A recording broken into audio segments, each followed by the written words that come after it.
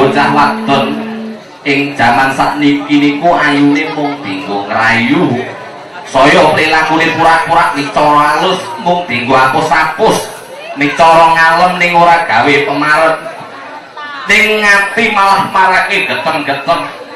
nek wis jeleh dilepeh nek wis ora duwe apa-apa bingung le kudu lunga kanggo kesempatan golek wong liya.